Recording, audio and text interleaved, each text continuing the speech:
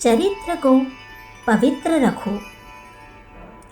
वह पुरुष धन्य है जिसका मन कलुषित विचारों से शून्य हो, जिसके हृदय में कभी बुरी वासना का प्रवेश नहीं होता, जिसकी वाणी शुद्ध और निर्मल भावों से सदा सनी रहती है। सचमुच उस पुरुष की कीर्ति महान है जिसके ओठों में कभी अपवित्र शब्द न निकला हो, जिसकी मानसिक तरंगे सदा दैवीय ज्योति के समुद्र में लहर मारती रहे, जिसने स्वप्न में भी अश्लील भावना का विचार न किया हो। आओ संसार में उस मनुष्य या स्त्री की तलाश करें जो बुराई से बिल्कुल अनभिज्ञ है, जिसके वार्तालाप में पवित्रता का मधुर रस हो, जिसके चेहरे पर दुर्विकारों का एक भी चिन्ह न हो, जो सिर से पैर तक पवित्रता की मूर्ति हो। यदि ऐसा पुरुष या स्त्री मिल जाए तो उसके चरणों में सिर धरकर प्रणाम करो। ऐसी ही आत्माओं में ईश्वरीय शक्ति की विभूति है। उन्हीं के विमल प्रकाश से संसार प्रकाशित होता है। पवित्रता जीवनादर्श की प्राप्ति का सबसे श्रेष्ठ साधन है। वह मनुष्यत्व का सबसे बड़ा उच्च लक्षण है। स्वामी दयानंद सरस्वती जी के जीवन में यह एक खास बात थी कि वे सच्च चरित्रता के उपासक थे। जिस किसी साधु या सन्यासी के जीवन में वे जरा भी अश्लीलता देखते, उससे वे सदा दूर रहते थे। उनमें अपवित्रता सहन करने की आदत न थी। इसी उच्च गुण के कारण वे अपने वीर्य की रक्षा कर सके और उन्होंने बाल ब्रह्मचारी की पुनीत पदवी प्राप्त की। हमने बड़े बड़े दिग्गज विद्वानों को अश्लील मजाक करते देखा है। ऐसे लोगों पर उनकी विद्या ने कुछ भी प्रभाव नहीं डाला। वे उद्यान में रहने वाले उस माली की तरह है जो केवल पेट भरने के लिए वृक्षों और पौधों का लालन पालन करना जानते हैं। सर आइजैक न्यूटन अपने पवित्र जीवन के लिए प्रसिद्ध थे। उनके एक मित्र ने एक बार उनके सामने गंदी कहानी कह दी। बस वह उसकी मित्रता का अंतिम दिन था। इसके बाद न्यूटन महोदय ने कभी उसे नहीं अपनाया। पवित्रता की सुरभि अपने ढंग में न्यारी है। उसकी प्रशंसा करने की जरूरत नहीं।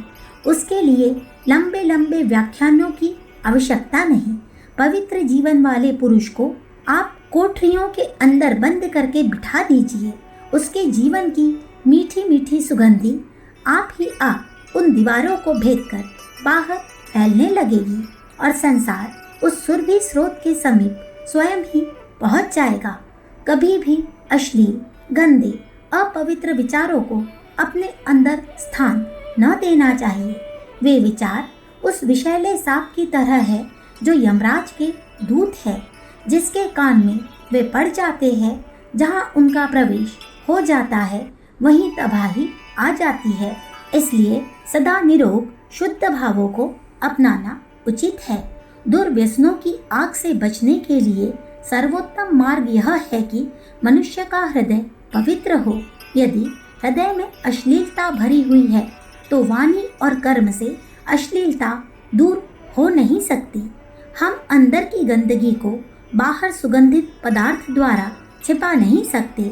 बाहर से यदि कितनी ही लीपा पोती कीजिए तो भी अंदर की दुर्गंध फूटकर बाहर निकल ही आएगी। कभी ना कभी आप जब सावधान हो, जब आप अकेले में बैठे हुए हो तो समझते हो कि वहाँ कोई आपको नहीं देखता हो। रात को स्वप्न में कभी ना कभी वह पाप का भूत अपनी डरावनी सूरत दिखला ही देगा। अपने जीवन में बही खाते को साफ रखो। जैसे आप अपने कपड़ों को दाग से बचाते हैं, जैसे आप अपनी सफ़ेद पगड़ी पर धब्बा लगने नहीं देना चाहते, जैसे आप अपने मुंह को साफ सुथरा रखने की चेष्टा रखते हैं, इससे कहीं ज़्यादा यत्न अपने चरित्र को पवित्र रखने का कीजिए। आपका गौरव इसी में है कि आपका चरित्र निर्मल हो, आपकी ओर कोई उंगली न उठा सके, और यदि उंगली उठे तो वह आपके शुद्ध चरित्र की पताका स्वरूप हो। ऐसे लोगों से कभी मित्रता न करो, जिनकी बातें कहते हुए आप अपनी माता भगिनी के सम्मुख लजावे। वह लज्जा आपके अंतरात्मा की आवाज है जो आपके उस दुराचारी साथी से दूर हटने का उपदेश देती है। उस मनुष्य से मिलकर कितनी प्रसन्नता होती है जिसको आप अपने घर में निसंकोच ले जा सकते हैं, जो यद्यपि विद्वान नहीं है परंतु शुद्ध चरित्र है, जिसके सुपुर्द आप अपना घर द्वार बाल बच्चे आदि कर निश्चिंत घूम सकते हैं। ऐसे पुरुषों का समाज में कितना अभाव है। हमें ऐसी पवित्रता नहीं चाहिए जो जंगलों में ही फल फूल सके, जिसके लिए भस्म रमाने की आवश्यकता हो। हमें उस पवित्रता की जरूरत है जो संसार के प्रलोभन का सामना करे, जो समाज में अपने उत्तरदायित्व को समझे, जो मनुष्यत्व से रंगी हुई हो, जो संसार की बुराइयों को परास्त कर उन्नतोन्मुख होकर चले। ऐसे पवित्रता से ही जातियों का उत्थान हुआ करता है।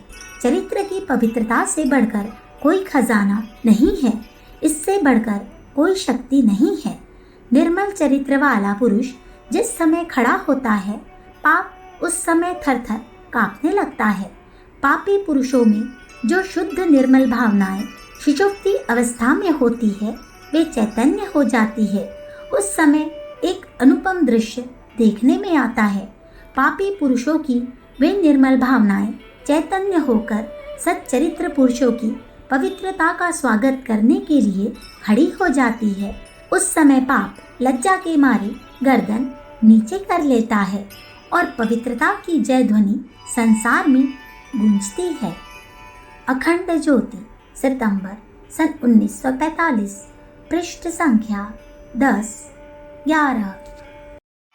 हमारे YouTube चैनल विचार क्रांति दूत अखंड ज्योति पत्रिका को सब्सक्राइब करें एवं अगली वीडियोस प्राप्त करने के लिए बेल आइकन दबाएं। धन्यवाद।